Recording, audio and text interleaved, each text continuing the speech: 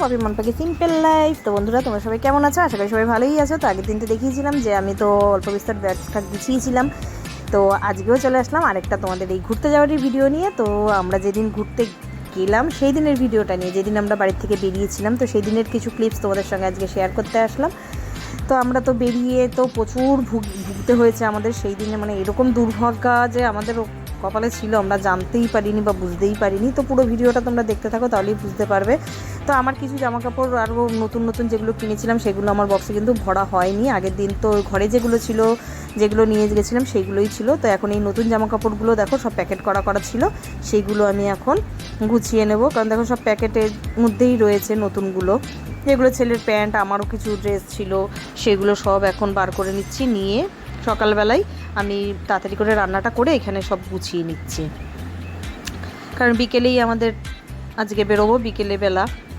তো সেই কারণেই সকালে এই ব্যাগটা বাকি ফাইনালি পুরো গুছিয়ে নিই। এই যে টাওয়াল ফাওয়ালগুলো সব দেখো সবই নতুন, ফ্যাকগুলো ঝুলছে। তো এইগুলো সব এখন গুছিয়ে নিয়ে তারপর বাকি কাজ, কারণ হচ্ছে আজকে সকাল থেকেই অনেক কাজ ছিল। জানো তো এক জায়গায় বেরোতে গেলে কতটা কি হয়। তো আমার বন্ধুরা যারা যেখান থেকে দেখছো, আমার কাছের এবং দূরের নতুন এবং পুরাতন সব বন্ধুদেরই অনেক অনেক অনেক ভালোবাসা। নতুন বন্ধু যারা আছো তাদের কাছে একটাই রিকোয়েস্ট, প্লিজ প্লিজ প্লিজ তোমরা কিন্তু চ্যানেলটা সাবস্ক্রাইব করে আমার পাশে থেকে যেও।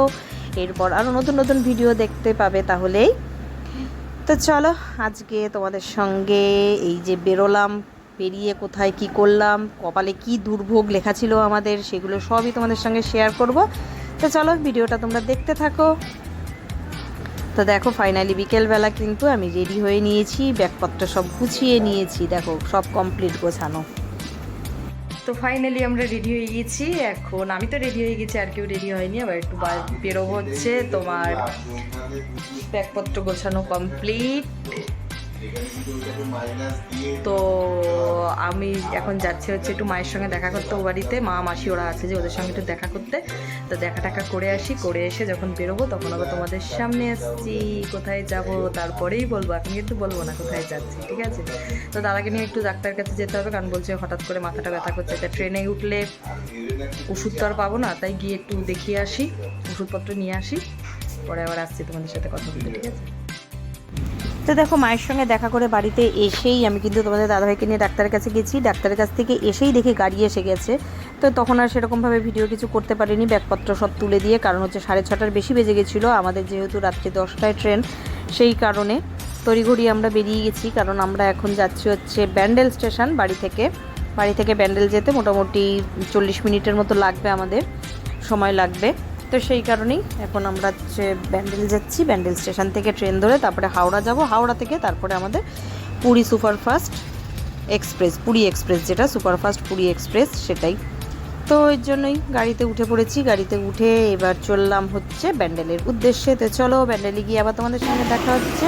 তো দেখো ফাইনালি আমরা ব্যান্ডেলে এসে ট্রেনে উঠে পড়েছি। 7:55 ট্রেন ছিল, কারণ একটু দেরি করেই হলো, ফাঁকা ট্রেন ছিল।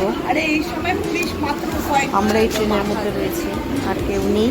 তো ফাঁকা ট্রেন, কিন্তু না ট্রেনের মধ্যে আমরা ফার্স্ট যখন উঠেছি তখন ফাঁকা ছিল, তারপরে কিন্তু অনেক লোকজনই হয়েছিল। তো রাতের ট্রেন খুব একটা ভিড় হয় না ওইদিকে যেতে, সব এখন ওই দিক থেকে ফিরে, আর আমরা এখন ওইদিকে যাচ্ছি।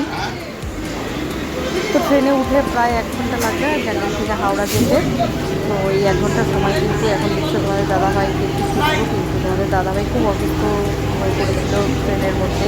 ওর খুব মাথা ব্যথা করছিল, শরীরটা খুবই খারাপ লাগছিল। এমনিতেই ও ভয় কিছু খাচ্ছিল না, পেটটা যেহেতু ব্যথা করছিল সেই কারণে। তো তারপরে চলে আসলাম ফাইনালি আমরা হাওড়া স্টেশনে এসে তোমাদের দাদাই বললো দাঁড়াও তোমরা একটু, আমি একটু টয়লেট করে আসি। তো ও গেছে একটু টয়লেট করতে, আর আমরা এখানে দাঁড়িয়ে আছি। তো কত ব্যস্ত শহর দেখো, ব্যস্ত স্টেশন, সরি শহর না, ব্যস্ত স্টেশন। দেখো কত মানুষ কীভাবে রাতের পর রাত কাটিয়ে দেয় এখানে, কোনো ব্যাপারই না ওদের এরকম করে রাতের পর রাত কাটানো। অবশ্য আমাদেরও কাটাতে হয়েছে কিছুটা সময় এখানে, মানে কপালে দুর্ভোগ থাকলে যা হয় আর কি। এরকম একটা ঘটনা ঘটে গেছে আমাদের সঙ্গে, তো কী আর বলবো বলো। তো এখন দাঁড়িয়ে আছি, একটু ভিডিও করে নিলাম আমি তোমাদেরকে দেখানোর জন্য। কারণ হচ্ছে স্টেশনে তো আর লাগেজপত্র রেখে এদিক ওদিক করা যায় না, কত ব্যস্ত দেখো, কত মানুষ, শয়ে শয়ে মানুষ, মানে হাজারে হাজারে মানুষ এরকমভাবে সব ট্রেনের জন্য ওয়েট করছে। কিছু মানুষ আসছে, কিছু যাচ্ছে, এই তো জীবন, তাই না? আর দেখবে ঘুরতে যাওয়ার সময় কিন্তু মানসিকতা, মন মানসিকতা একরকম থাকে, আর বাড়ি ফেরার সময় কিন্তু একরকম থাকে। আমার তো হয়, তোমাদের কেমন হয় আমি জানি না, কিন্তু আমার কিন্তু হয়।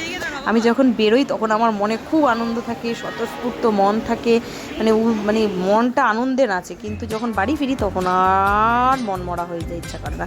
তারপরে দেখো তোমাদের হাওড়া স্টেশনে একটা জিনিস দেখাই, দেখো কত ইঁদুর পোষে, দেখো মানুষ হাওড়া স্টেশনে ইঁদুরগুলো দেখো, কত বড় বড় ইঁদুর, মানে সবাই খেতে দিচ্ছে, কিন্তু এই দেখো একজন খেতে দিল, আর ওরা বেরিয়ে এসে কিলকিল কিলকিল করে খাচ্ছে।